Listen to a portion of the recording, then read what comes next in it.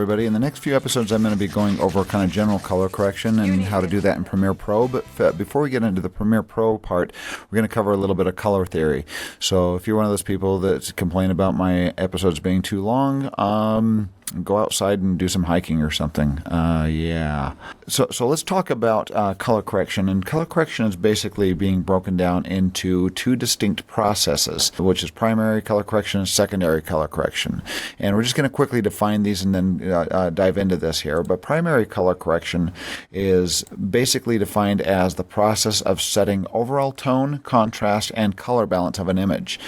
And we're going to start by defining what tone, contrast, and color balance is.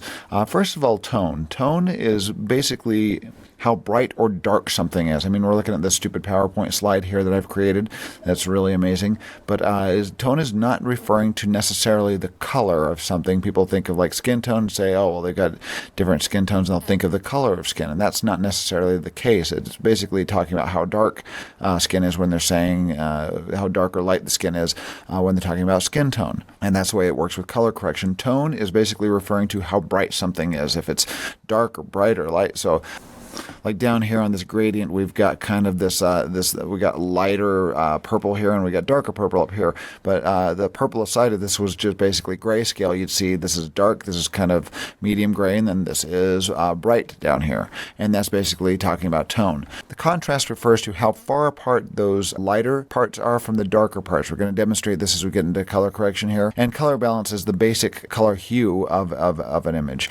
This is kind of like a purple image right here. So that's that is talking about the color balance of this image. It is kind of, we should say the hue of this is purple. When you're doing primary color correction, you are correcting the overall tone, contrast, and color balance of an image. That's kind of a global correction on the entire image. Secondary color correction instead is basically correcting a very specific color vector based on usually hue, saturation, and luminance. Basically like taking the sky, the blue in the sky, and boosting up the blues or suppressing the blues, or with your reds or greens or yellows or anything else in the image. If you have something in an image that just really pops that you want to bring back, like a very oversaturated like yellow label or something like that, you can select just the yellow colors and pull that back so it doesn't like bloom too much. And that's secondary color correction. But primary color correction comes first. And the goal of primary color correction is threefold in my opinion here. There's obviously more to it than this, but your first step is to just visually look at the image and assess the tonal range of a picture and see what's wrong with the picture or what needs to be corrected in the picture. And we're going to go through all these steps. Then you meet the legal requirements of an image, and then you match the tonal range from shot to shot. Aside from assessing and fixing what's wrong with the image, you're going to meet the legal requirements based on your scopes that you're using, meeting broadcast requirements and film requirements. We'll show you how that works with your scopes. And then once you get your image to where you like it, you're going to match that tonal range and the hue, I should put, the hue and the tonal range and the color from shot to shot, kind of matching that so it's consistent as you play from cut to cut to cut. Some things we have to be concerned about, like what they call legally, is meeting those requirements on your scopes, is watching the brightness and also the darks, how bright or dark your image is and where you're losing details in your shot from your brights to your darks, and also color saturation needs to basically not exceed this maximum level that's been determined for a specific delivery channel for a video. Like if you're going broadcast or film, there's going to be standards set up that you have to meet. And those general standards are met within the scopes that you're going to be working with within any sort of color correction software. Okay, with that being said, let's take a look at a project that needs to be color corrected here. But first of all, I'm going to go up and hit my color arranged by the color setup here. So up here in the top left-hand corner, we've got our Lumetri Scopes tab. I'm going to click on that, and right now I've just got my RGB parade turned on and nothing else. You can turn these on or off by check marking these, but I'm going to we're going to kind of assess this overall image here. And I'm going to look at three different scopes to do that. And right now I'm going to look at it visually with my eyes and use the scopes to kind of confirm it. And this image here looks a little too kind of orangish or magenta to me, and that can be confirmed by our RGB scope over here. We're looking at a waveform of our red, green, and blue channel, and it's showing a high push in the reds, the green's kind of in the middle, and this blue is suppressed. If we look at our waveform here, I'm going to put this in Luma waveform and look at this scope here, and this image looks maybe a little too dark. It looks like it could be brightened up a little bit, and I'm looking at kind of my mid regions here, and my mid regions on my waveform monitor are down around 20 to 40 here, almost hitting 50 there, so it could be a little underexposed. And now let's look at our vector scope. Our vector scope YUV is used to measure saturation. And I'm looking at my saturation, and it looks like this has got quite a bit of saturation coming in from this camera here. Usually when it's getting close to these points, it's kind of warning you that your saturation is getting a little bit too saturated. These are kind of the maximum saturation points out here for your color. So right now I am going to get into the nitty-gritty details of what I'm talking about with all these terms, but right now I'm just kind of giving a general rule for assessing your overall image. I'm looking at the image, I'm seeing it's too orange or too red, and it maybe needs to be brightened a little bit, and it's a little too saturated. So we're going to be talking about correcting those things. So before we get into all that, let's look at our Lumetri panel and our scope so we kind of know what we're talking about and what we're getting into here. Over here on our panel here, when we've arranged for color, we've got all these different sections. We've got basic correction, creative, curves, color wheels, HSL secondary, and vignette. All these items that you can use for color correction. If you go under basic correction, you have a few different things. The input LUT is mainly used for cameras where you're using log footage. If you're shooting with raw data and you're shooting in a log format, you can do what's called an input LUT. It basically fixes your log footage if it's very flat. So if I click on one of these here, it's going to look too extreme and too dark because this is not log footage. It's already been somewhat color treated in the camera. So I'm going to do none on that. Now with your white balance here, if you've got something white in the image, you're able to select this item here, move over to something that's supposed to be defined as white, like maybe her little sleeve here. Click on that, and it will compensate and try to fix your image based on what is defined as white. And that is actually looking a lot better. There, you have your temperature slider, which fixes these opposites, your red and blues. You have your tint slider, which fixes these opposites, green and magenta. And you can grab these and just slide them back and forth, and you'll see you're giving more of a push to the red or more of a push to the blue, or vice versa to the green or to the magenta. I'm going to double click on this one here, reset it, double click on that one, reset it, and down here you've got your tone sliders. The way tone works in Premiere Pro is, first of all, you got your general exposure. Let's bring our waveform up, and with our waveform we've got our IRE scale. Let's define what our IRE scale does here. At 0 you've got black, what's defined as black or dark. Up here you've got 100, which is defined as white or highlights here. And in between you've got, this scale goes from black into the grays up to your highlights, up to white. So it's kind of this scale that goes from top to bottom, showing in your image what parts of your image is dark, what parts of your image is in the mid-range, and what parts are at 100 or at the top of the highlights. If anything hits 0, your details disappear in the darks. If anything hits 100, your details disappear in the highlights. And this waveform goes from left to right, or right to left, as you may prefer, of your image over here. So we see this lady here. This is the waveform for that lady right here. And as we move over, we have the midsection and move over to the right. In fact, as we move over about 2/3 of the way over and we see some little teeny specks of peaking there on highlights, we move about the same distance over, and boom, we're getting these little hits of highlights here on the water cooler. So that is basically how your waveform works there. It shows you if you are losing detail in your highlights or your darks, and it shows if your exposure is kind of in check there. So after kind of understanding the waveform here, if we move over to the tone sliders under the basic correction panel, you're going to see several different items here. You're going to see exposure, contrast, highlights, shadows, whites, and blacks. And the way that Premiere kind of defines these things are based on the IRE scale here, except for contrast, of course, here. But basically what exposure is the ranges between 40 and 60, and then you've got shadows, whites, blacks, and highlights, and I've got a little list here that I've kind of typed up that shows where those areas hit. The black slider is the one that affects your range around 0 to 20, what we call IRE on the IRE scale. IRE is Institute of Radio Engineers. It's the standard set up on the waveform monitor, but that's affecting your levels in the 0 to 20 range. Shadows is a little bit above that, the 20 to 40 range. Exposure is the kind of mid-range, the 40 to 60. Highlights is your 60 to 80, and then your whites are the very tippy top, the 80 to 100 range. And we can kind of see that happen here. As we grab our exposure, we're a little bit underexposed, just a little bit. I'm going to grab my exposure and slide it up a little bit and kind of get a good exposure. Now we're getting kind of this kind of, a lot of the pixels here are kind of in the 40 to 60 range, and your image looks a little bit better exposed here. So now as we grab highlights, the highlights are around the 60 to 80 range. So as we grab those and mess with that, you can see it changing the brightness levels in that arena there. And as we grab the whites and do that, notice it's the very tip top that's kind of pulling down. And we're going to show how how to get more control over this with your curves here in a little bit, but let's grab our darks, our blacks, bring those down, and you can see it's affecting the bottom of the scale there, and our shadows a little bit above that. So you have a lot of control in controlling your brightness levels based on these sliders over here. Now your contrast, what it does is it finds kind of the midpoint of your exposure range, and it stretches your darks down and your highlights up, and creating contrast in our image. And look at the stretch that's occurring here, and look at our image. Look at the difference.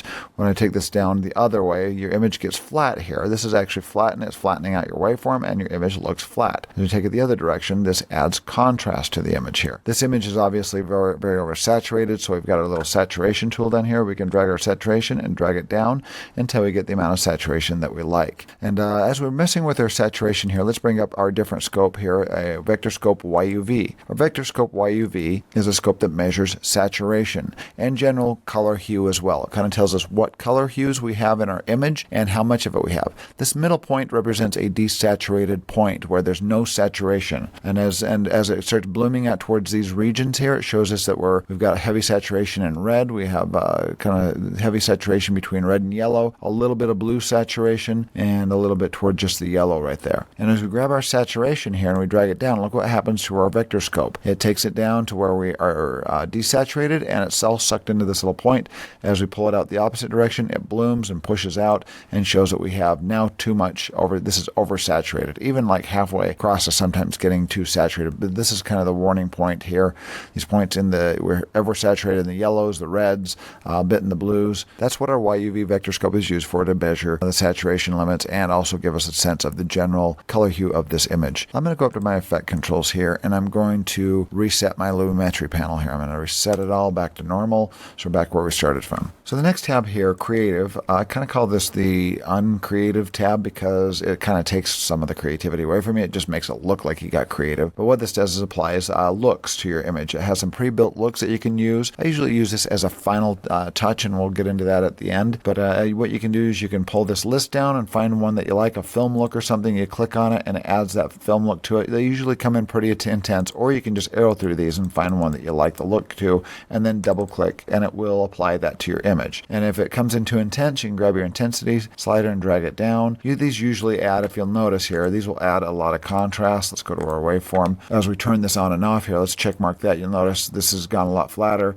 and look at this big heavy contrast. This just stretches it way out and adds a lot of contrast to this image. But like I said, you can de-intensify that by dragging the slider down. You also have things like faded film you can kind of mess with in different looks to sharpen your image, increase the vibrance in another saturation slider, and you can also change the tint colors in the shadows and your highlights down here. So just some things to tweak your filters here that you have in your creative tab. You'll see your shadows you can get more cooled off or warm up your shadows, and the same as in your highlights, just some fine tuning sliders to add to your creative look up here. I'm going to reset my effect, and we'll go to the next one. Your curves. Your curves is where you have a lot of power on your image. Okay, so how your curves works here is, first of all, this little white selector here, this is all of your colors combined. You've got a red channel, a green channel, and a blue channel. And any image that you have in video is going to have basically what they call a composite. Your final image that you're seeing is your composite of your red channel, your green channel, and your blue channel. And they combine different like tone values of the red channel, the green channel, and the blue channel to combine together to create your final image. And those are all composited together in what we call our composite. So this is basically controlling the composite or the overall tone for the overall tone for your image here. And this is your black node down here. This is your highlight node up here. As you go from your black, you move up through your grays, up to your highlights, there up to your white. And this is your boosting area here, and this is your bring it down area, I guess you could say, down here. Our darkening area. As we grab our tone slider here, let's bring up our waveform. And look at what we get. We grab our black node here and we drag it down. Look what it's doing. It's bringing down the darks first until you basically crush them all the way over here to the right. So this kind of crushes everything. This brings everything down and this brings everything up. As you grab this node and drag it up, it's going to brighten those darks until your image looks very, very flat. Same with the whites here. You grab your whites, drag it over to the right. It brings up the highlights until it basically crushes everything. And if you bring them down, it just brings down your highlights until it basically crushes and flattens everything. Now what you can do with a curve here, the reason why they call it as a curve, because you can add add nodes in the middle. You can say, well, I want to bring up my mids right about in this area here. I click there. I'm guessing that's about like 20 to 40 IRE there, maybe around 40. I'm going to drag those up, and it's bringing up my mids in that specific region. And then you say, well, I don't want my highlights to go up that high, so I'm going to bring my highlights down. And you have a lot of control over creating these curves here. You can bring your darks and bring them down as well. You got to be careful. If you pull them too close to each other like that, you're going to get a lot of posterization. Your image is going to be crushed. But I'm going to double click in here, reset. And where these things are really helpful is especially controlling things like, well, first of all, highlights. Those highlights are peaking too much. I can grab them and drag them down so they're no longer peaking. Now I can bring up my exposure range here, kind of in the middle. And now if I want to create a little bit of contrast, I can grab my lowlights and drag them over. And we create contrast, and we keep our exposure kind of up there, and we've got a contrasty image. But notice what we've done here is we haven't destroyed our details in the darks and haven't destroyed our highlights up here. And this is kind of called an S-curve here. This is what you usually create to generate contrast. I'm going to double click and just show that again. If we grab the lowlights and drag them over, and grab the highlights and drag them over here, bring up our highlights and bring down our lowlights, we're basically creating contrast. I'm going to go back to our basic correction here, and I'm going to increase my exposure here and bring down the saturation. We start to get kind of a nice little contrasty image there created by our curves here. So you use the curves to control a lot of those features there. We've got also a curve that you can control specifically your red channel, one to control your green channel, one to control your blue channel. As we go to a red channel here, we can let's demonstrate this in terms of using a gray chart here. I've got these three gray charts, one that's been improperly balanced and it looks bluish. Here's the one that's properly balanced that looks gray, and here's the one that looks improperly balanced to the orange realm here, over to the orange spectrum here. But if we go to this blue one here and we go to Lumetri Scopes and we right click and say, let's show our RGB parade and get rid of our waveform here. This is three different waveforms, one showing our red channel, one showing our green channel, one showing our blue channel. So if we notice that this image is too blue, we see that the blue is way crushed and the red is way suppressed here. So we can actually click on our red curve here and we can bring our red up. We can grab it somewhere in the mids here and kind of drag it up. I'm going to drag my node up a little bit till I kind of get this to match the green. And actually I'm going to double click on that. I'm going to grab this node and bring it up and see what we get. There we go. That stretch is working out well there. As I get that up to the top, I can grab this little section, bring that up here, and try to get that to kind of match the green a little bit more by adding these nodes and kind of drawing it around. Now let's go to the blue. The blue is way high, and let's get that to kind of match the green. I'm going to drag the top highlight node down until it kind of comes to this point.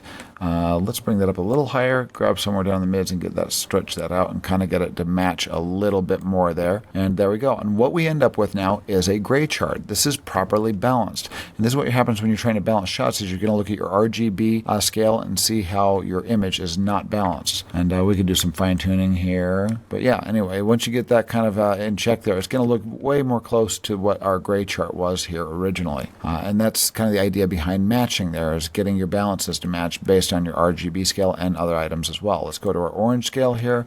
Same thing. This is way too red. Now this is kind of the opposite. So we're going to click on our red, bring our red down, get that to match. And I'm just going to do a quick match here and go to the blue and drag that up. And I have to bring the mids up a little bit more, but as you see, as we do this, we get the scale looking more like a gray scale as opposed to, let's look at the before and after here. Uncheck that. There's before, there's after, and that's much better. Now it's actually looking like a gray chart. And that's what our curves do there. And you can add contrast to your color channels as well by doing your S-curve and other items, but that's basically how you have control over your image there. Then we have below here under the curve section our hue saturation curve. To be honest, I haven't used this as much since they've added this HSL Secondary, which has been very handy. Because this is kind of like trying to affect a very specific color channel here. This is basically called your hue versus saturation, where you're selecting a hue and changing your saturation based on that specific hue. Like your red, say we got like too much red in the face up here and the skin tones just don't look very normal. What you can do is you can go down and click on your little red button here, and it adds 3 nodes for you in the red here. And we can grab this, and this locks all your saturation for these colors out here, but you can grab your red and it puts it on a curve, and as you pull this back, you're going to see kind of a decrease in the reds, or you can boost that and add an increase. Actually, we can see that. Look at our lips right here. We can see that happening on our lipstick there. Happens to nail that color of red. So we drag it down. Look at that red just disappear out of our lips. As we drag it up, it increases it, but notice it's not doing much to the rest of the entire image here, unless they share reds, like I can see it on these candy machines back here doing the same thing. And that's what that does. But I kind of like using the HSL Secondary for that. This is kind of handy for a quick little tool here, but it's hard to really find those colors sometimes because there's not really like an eye picker for this. There's not really like a color picker for this or anything. You just have to kind of guess. The next tab we have down here is the color wheels. Now the color wheels are going to let you change your color hue in very specific regions, in your shadows, your midtones, and your highlights. And these are just kind of general areas, your general shadows, your general midtones, and your general highlights. You can affect the color. Say you want to cool off the shadows in a shot, you can grab your color here. And this color wheel basically is a replica of your YUV vector scope here. You've got your red, yellow, green, cyan, blue, magenta, and you got those same things matching that wheel over here. So if your shot overall is like too warm or cool, this right here shows it's a little bit warm. You can grab this and just drag it down toward the cool region. Notice how that shot is cooling off, especially in the midtones. And then if we want to warm up our highlights or cool down our highlights, we drag this over to the blue and we start getting more blues in the highlight parts of our image. We can warm up our midtones, get some contrast there, and between that and our highlights. And our highlights look kind of bluish, and our midtones look more warmish. Now these sliders on the side are actually tone sliders for your shadows, midtones, and highlights. You have control on those up in your basic correction and your curves, but this is just another tool to do that. You can bring down your shadows here and bring up your highlights, and you're going to create contrast in your image. And let's bring up the midtones a little bit, kind of change the point of our contrast, and we're adding contrast to our image down here in our color wheels as well. So just another tool, kind of helpful to just generally warm up a shot or cool something down or add a little bit of color to it. And that's basically your color wheel section. Now the HSL Secondary is a really cool feature here. This goes quite in depth here. This goes a little bit in depth, and let's get into that and cover it. So going back to our PowerPoint, if you remember, secondary color correction is really where you choose a color vector and also a geographical region of the image, which we'll show coming up in this tutorial. But right now we're going to concentrate on changing a specific color vector of the image, and that you base that on three different things. Look over here. It's based on what you choose to correct in this image can be based off of hue, saturation, and luminance. And if we look at this a little closely here, as we look at our hue, notice that this bar has the full range of colors that we saw in our vector scope. We've got kind of your orange, yellow, green, cyan, blue, magenta, on up to red there. Got all of our colors, all of our general color hues right here. And down below that, we've got saturation. Notice the saturation. Right now, our line is right over the kind of this little greenish teal sort of color there. And notice that color shows up here, and it shows it as a very strong color over here and kind of a light in color. All desaturated, actually, that color is gone. On this side is gray over here, and over here it's fully boosted. So this is fully saturated, this is desaturated. And in luminance, we have kind of that same color that's selected right here, but notice that it gets dark and then gets really bright. It goes all the way from black to white, and then in the middle we got that range of lighter colors and darker colors of that kind of teal, or what is that, turquoise? I'm not sure what that color is there. Red, yellow, green, cyan. I have kind of this like a cyan color right there. Actually, that is cyan because look at that. That's part of the color wheel. I'm kind of dumb. Here we go. So we can use these eyedroppers here to say we want to kind of either reduce the saturation of this kind of blue color on this box here. We can do that without affecting any other colors. If we reduce the blue altogether in this, what happens is we kind of take the blue out of this. Look, just the whole shot warms up. That gets less blue there, but it's actually affecting the entire shot. So if we go to secondary, that's just going to affect the blues in this color vector here. We can hit our little eyedropper here, move over, and select a range of that blue. There's like dark and light here, so I'm going to click on just kind of the mid-range there, right there, and choose those pixels. And for that area of pixels there, it has chosen kind of this shade of blue, and this is the full range of blue that it's accepting by the pixels that I clicked on there. And then what this does is it feathers off and then turns it off right here. So none of these colors are accepted, none of these colors beyond here are accepted. It kind of gradually feathers off on the edge here. And what you can do is you can grab these and you can kind of move them around. You can expand the range of colors. You can change the feather fall off as well, and you have that option down here. So it's chosen this color of blue, this range of saturation, and this range of luminance. Let's take a look at what that chose there. And the way you can tell what it has chosen is by check marking this little color gray here. You have a color gray or a color black and white, or inversing it to white and black here. You have a color gray which shows the color and then a gray background, but the stuff that's in color is the stuff that it's going to affect. That's the mask that we've chosen so far. If you do color black, it shows like the color and then and black in the background. And then if you do white and black, it shows a white matte. And now you can really see, look, there's some blue that's sharing over here, but that's not terribly important. But we can actually do a geographical mask as well, which I'll show here. But what I'm going to do is try to get more of this mask. I'm going to choose color gray. See, it's kind of hard to see those blue pixels over there without turning this to white and black. So these masks kind of serve different purposes. You can do invert your mask right here by clicking, and it goes and inverts it and shows you what's being selected in the gray now. So a couple things here. Let's uncheck this. I'm going to choose my plus, and we're going to choose more color values here. I'm going to click on my plus, and we're going to add this darker blue value here as well. Click on that, and now let's look at our mask, and that has gotten more of this box now.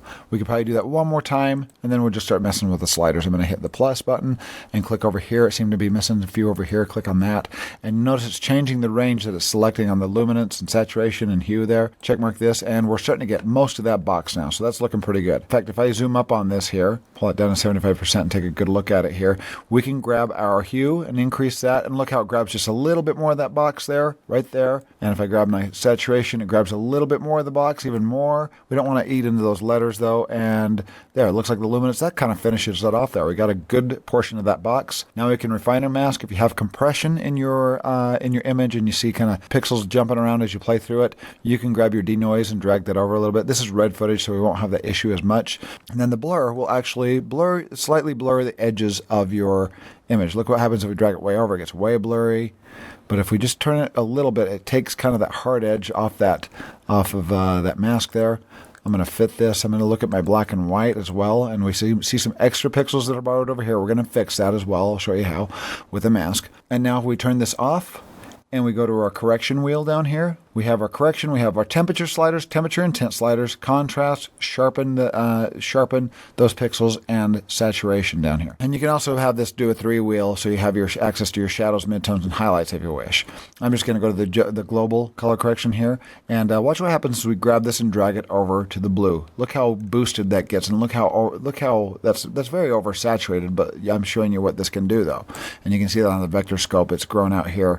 Watch that vector scope as I move this back and forth. Look what's happening to those blue areas. It's not affecting any more of the image, just the blues in that image, just the blues that we've selected. So now we can use our temperature slider, make it more blue like this, or we can grab our saturation and boost the saturation, or say we want to tone it down a little bit. We can grab our saturation and tone it down. Look what happens if we drag it all the way over. It's desaturated. It takes all the blue out of it. And now it's just doing it to this portion and nothing else. I'm going to exaggerate it here just so we can kind of see what we're doing. I'm going to take this way over to there so you can kind of see what's happening. But look what it's done over these pixels that were selected over here. 2 ways of messing with a secondary. One way is to mess with the vectors, and also secondary color correction is considered geographic as well. Any effect that you add in Premiere, like our Lumetri effect, you're going to be able to create a mask over. I'm going to go to my effect controls. I'm going to get this to the beginning of the clip here. And over in my effect controls here, you've got these masks here. Here's my Lumetri Color Panel or effect that has been added to this clip since we started messing with it over here. But I'm going to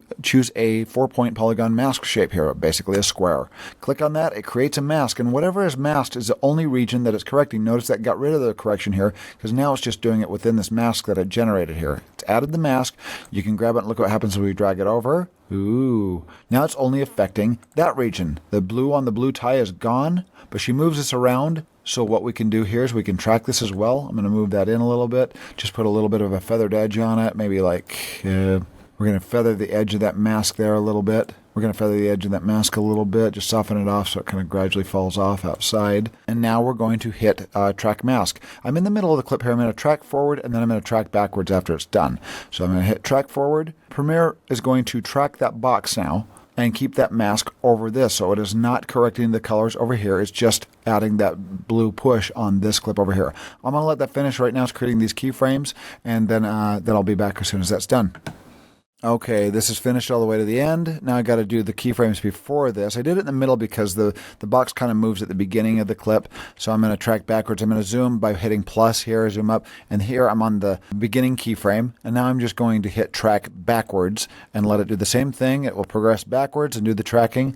And when it finishes, we'll show you what the full mask track looks like. All right, now that that is done tracking here, notice it kind of went off track at the end of the shot here. So we can fix that by going to visiting those keyframes over here. I'm going to move over to this side here, zoom up on that a little bit, and I can see the last final keyframes here. I'm going to arrow right a few times till it's back on track. Right there, it's on track. Right there, it's on track.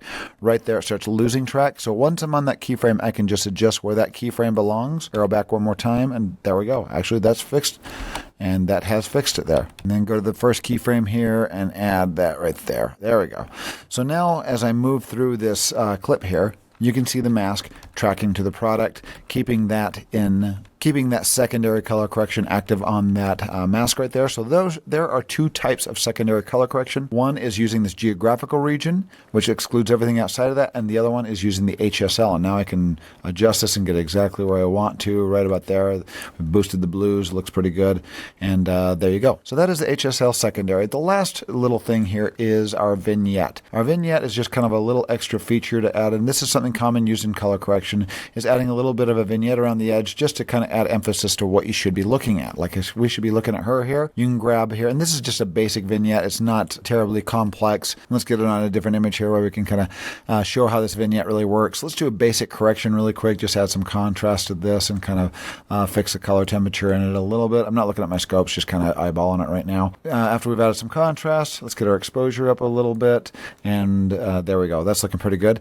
But once we got our image that's been kind of corrected, we can go down to vignette, kind of one of the final touches on your image, and you can grab this amount here and you drag it one way, it does a white vignette. If you drag it the other way, it does a dark vignette. And dark vignette is probably the more common one because it darkens out the edges and makes you bring kind of the focus to something in the middle of the screen here. But if we take the feather off here, you'll see what it's doing. I'm going to take this off and you'll see this kind of hard-edged vignette that it's creating around the edge here. You can change the roundness of this. You can change the midpoint to kind of focus. So if we want it kind of more on the face, we can make it a little bit more oblong like that, and switch the midpoint a little bit, and then feather this off a little bit, and look at the emphasis it just kind of brings to the middle here. Let me turn that on and off and show you what the before and after. Adds a little bit more depth to the shot as well. This works better on more static shots occasionally. If you have it on a moving shot, you tend to notice the vignette a little bit more, and kind of the idea behind a vignette is to just kind of have it in there as a subtlety instead of like screaming, hey look, this is a vignette here. It just kind of adds a little bit of emphasis to the center of the image there.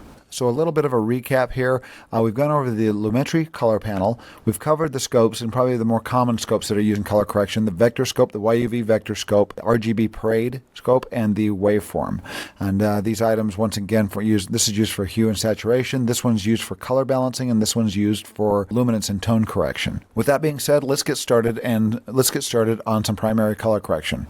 So with primary color correction, as we mentioned, you first assess the tonal range of the picture, and then you try to meet the legal requirements of the image, and you're going to be balancing your shot and matching your tonal range and color balance from shot to shot. This is not necessarily in the order you have to do these things in. This is what I recommend. But your first step with primary color correction is to adjust the tone. I will start with the black level, and you be careful not to crush your black levels. You don't want to lose detail, and you're going to be using your waveform monitor with that. You'll want to adjust your highlights. So if, once again, we're still working on tone, and avoid the clipping with your highlights. If it's too high, you bring it down. If it's too low, you can bring it up a little bit if you want them to pop. The third is going to be adjusting gamma, or exposure as it's known, just making sure that your exposure is proper. Fourth step is we're going to define contrast. So let's go through these first three steps here. Let's go to our image, go to the beginning here, and let's take a look. Let's assess this image. I'm just going to get rid of my vector scope and my RGB parade, and we're going to work on tone for this shot here. So as we look at it, our darks are already down near around 5 IRE. That's kind of a good place to have them, but we have a little bit of peaking highlights. I'm going to go under my curves, I'm going to grab my highlights, and I'm going to drag those down until they pull away from the 100 mark there, and they are no longer crushing. So now I'm going to go back to my basic correction. Instead of creating a curve here yet, I'm going to go to my basic correction and just bring up my exposure a little bit, so I kind of get this generally exposed in the mid-range right there. And I could actually bring down, I'm going to bring down the blacks just a little bit, get them a little bit lower, so we're getting a bit more contrast. So we're defining our blacks as black, but not crushing the details, and the same as the whites, and we have adjusted our exposure, or they call it gamma sometimes. And that is the first step to that, really basic. Let's go to our next step, which is defining contrast. Once again, contrast is defined as the range of an image from the brightest to the darker portions of the region. The wider the range, the more contrast you have. So we can just use this basic contrast slider here, and let's see what we get. As I drag this across here, it's using kind of this area area as a pivot point, stretching out from this kind of area, and that's kind of bringing down my exposure. So what I could do here, sometimes this contrast slider works, but if you really want to have control over it, I'm going to go under my curves, and I'm going to bring down my darks a little bit and grab my mid-range, and kind of create a little contrast here. Let's find a good range here that looks like we're adding contrast without destroying our image, and that's actually starting to look about where I want it. And that stretch there, let's turn this on and off, and look at the waveform before and after, how it stretches it out further and gets more contrast, and I'm kind of liking that there. So now let's go to our next step. Our fifth step in primary color correction here is balancing the image. And we're going to use the RGB parade and the vector scope to work on our color balance and also our saturation. I should mention saturation in here as well, because the vector scope is very important for saturation. So let's take a look at our image here, and we get rid of our waveform, bring up our RGB parade, and let's look at our image. So we can tell by this image here that we have a higher push in the red. The image does look way too red, and we have a lesser push in the blues. So we're going to go back to our curves here. We're going to click on the red, and we're going to bring down the red highlights there and kind of bring them down a little bit. We're going to grab our blue and kind of push those up a little bit. Let's bring those up there and push that over, and grab the highlight node over here and drag that over and see what we get. And it looks like we need to really kind of get this section up of the blues down here. So I'm going to raise that up down near the bottom, go to the green, and bring our greens up to kind of meet that red as well. And we're starting to get that into the proper range there, and this shot is starting to look a little bit more color balanced. It's looking very saturated. You kind of have to eyeball and look at the scopes. So I'm trying to get these kind of in parity here, and there we go. And we're starting to get more balanced. Let's take a look at the before and after. There's without, and there's with what we've done with the correction there, but now it's starting to look a little bit saturated to me. So I'm going to go to our vector scope YUV, and look at this, look at all that saturation. This is just blooming all over the place. So I'm going to grab our saturation under our basic correction and drag that down a little bit to kill a little bit of that saturation. And there we go. Now we're starting to look a little balanced, and our image is starting to look pretty good. Maybe looking a little magenta. So we can actually go to our basic correction and kind of work on our magenta here. And there we go. That wall doesn't look so magenta if I drag this over to the left a little bit. And now our shot is starting to look fairly balanced. Let's show you the before and after. Go to Effect Controls, turn off our Lumetri. There's our before shot. There's our after. Much better. And that's pretty much the step on primary color correction there. Let's go back to our original goals of primary color correction. And the goal of primary color correction, one of the major goals here is once you get that, meet the legal requirements and fix the general color balance and the contrast and tone, you're going to match tonal range, and I should say hue, tonal range and hue from shot to shot. So as we go from this shot to the next, this one, now we got to kind of start all over. And if these are the same cameras here, which they are, we might be able to first of all get a starting point by selecting this previous clip that we've done, selecting the Lumetri Color Panel, doing a Control-C and copy, click on this next one here, and Control-V and paste. If you paste that on, you can see that this needs a little bit more work. These do not match the cuts from there to there. They're close, but this will take a little bit of adjustment. So once again, we go under our scopes. Let's bring up our waveform. And on this, it looks like we can bring the highlights down a little bit. The highlights are kind of peeking around the hair. Let's bring our highlights down a little bit, and that's looking a little bit better. Mess with the exposure and get that exactly where we want to. Contrast and just fine-tune this shot so it matches, so they both match. Our saturation looks about the same. Let's look at our RGB parade as well and see what we've got. And it looks like we could have a little higher push in the red highlights there. Let's go to our curves, go to our red highlights, and boost those up a little bit, and maybe bring the green highlights down. Get rid of that kind of greenish color to this. And there we go. As we go from one shot to the next, let's see if these look the same.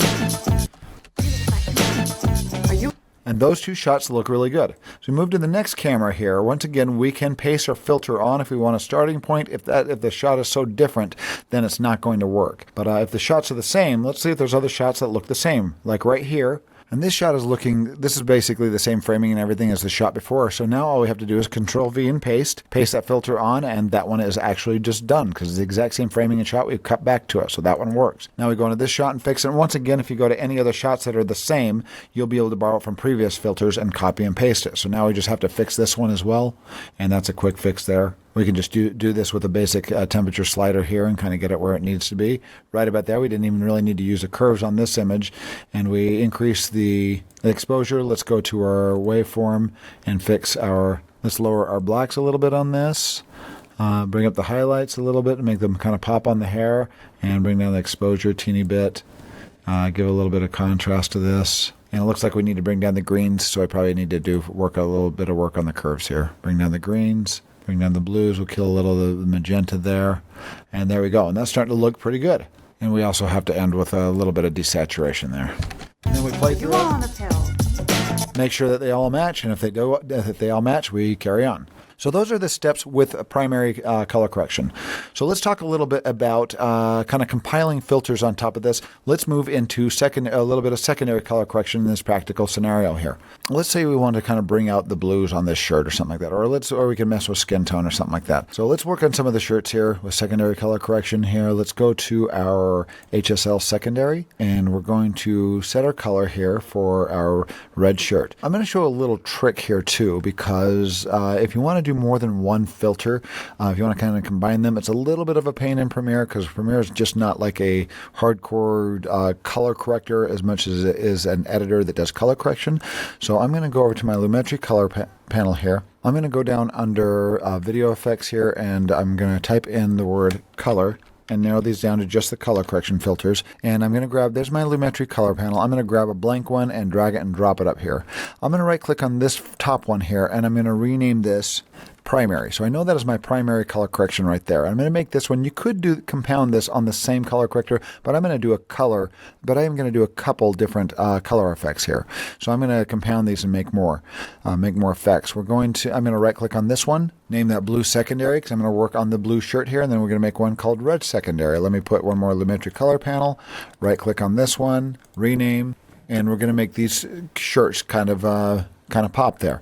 All right, so with our blue secondary selected here, I'm going to arrow it down over here, because this panel is only unfortunately showing the first primary one right here that I did. So under the secondary, I can arrow this down and go down, and I have the same sort of features just over on this side now. But we're going to do the same thing here. We're going to set our color as a blue. Click right there. Let's look at our mask. And we're going to increase our mask here on our luminance and grab more of that blue. Grab a little bit more saturation. We're grabbing more of that shirt. And there we go. So we've got most of that shirt there. Now we're going to blur our mask a little bit, just slightly around the edges, and maybe denoise it a little bit as well. And there we go. So we've got that mask selected. Let's uncheck that. And as we move down to our scroll bar here, we can grab our correction and move it more toward the blue. And look what's happening. That shirt is getting more blue. We're making that thing pop there. So now I can go back up to the top, collapse this thing, and let's look at our before and after on the blue. There's before, there's after. Looking good. Let's go to our red here and do the same thing. Go to HSL Secondary. The layout's a little bit different over here, but like I said, this panel only operates the first Lumetri filter that's on there. I'm going to hit Set Color. We're going to choose our red here and kind of do the same thing. Increase the luminance. That's usually what grabs the most of it right there, is increasing the luminance and the saturation. And once we get a good portion of that shirt there, we can go down and blur the edges. About 10. About 4 actually, and denoise it a little bit. And now we can go down and grab our reds and kind of boost those reds. Look how bright and brilliant those reds are getting. Turn the mask off and take a look at that. And there we go, very bright red. And these are kind of oversaturated, but look at the colors that we're just kind of bringing out in the image here by doing that with the secondaries. Another purpose for kind of doing these secondaries here, I'm going to grab one more panel. I'm going to add one more Lumetri Color Panel to this here, and we're going to do a vignette. And the vignette, instead of using this one down here, I'm going to do more of a custom vignette. Let's say we kind of want to highlight this person for some reason. What I'm going to do is we're just going to draw a mask over the region that we want to do. This is the Bezier curve mask, by the way. This is you can draw your own mask. You can click and hold your mouse and drag it to kind of create a curve. I'm going to kind of just create this curve over this person here. And we're going to end up kind of highlighting this person here instead of anybody else. And there we go. And I'm going to feather that. You can actually feather it right here or down here. I'm going to grab this little option here and drag it out. It will feather it. And let's grab this little square and expand the mask a little bit. And now under this Lumetri Color Panel, we'll go to Exposure. And we'll scroll down the exposure and darken. But notice it's darkening inside the mask. So all we have to do is go up to the mask and check Inverted. And there we go. We've made our own custom vignette there. We can take that off a little bit, just kind of dim it on the outside. And there we go. It's kind of bringing the attention right here. Very subtle vignette off the side, but our attention is brought here. We can even rearrange that if we wish by going in and selecting the mask and kind of dragging it down right about there. And there we go.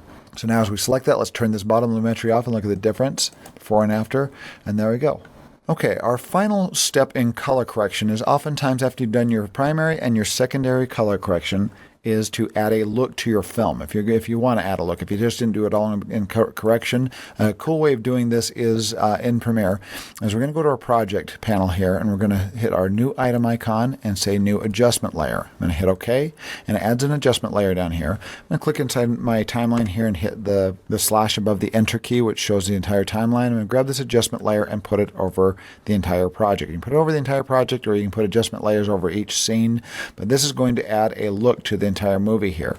So what I'm going to do, we did some significant color correction on this clip here. What I can do is grab these other ones here, copy those. I didn't name the last Lumetri as my vignette, which I should have, and move to a previous clip right here. And let's paste those filters onto this one as well. So we've got the same sort of color correction going that we have on, so they match. And let's also apply it to this clip right here, those other filters there. There we go. But I'm going to get rid of the vignette on this one. There we go. So now if we want to add a look, I'm going to use this adjustment layer to create an entire look. I select the adjustment layer here.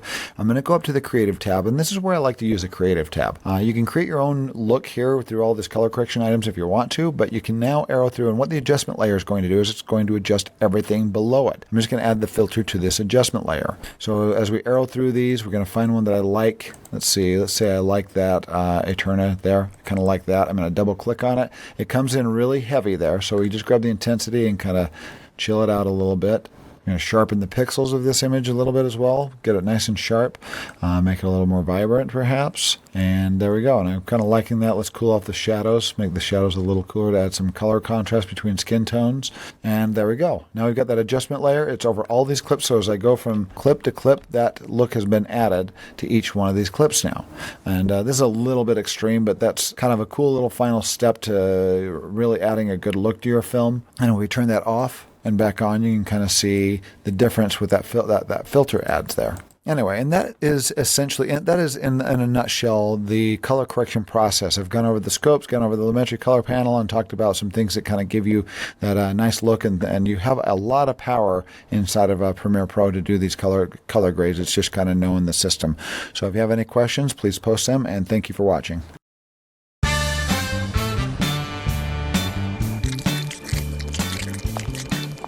Are you all on the pill?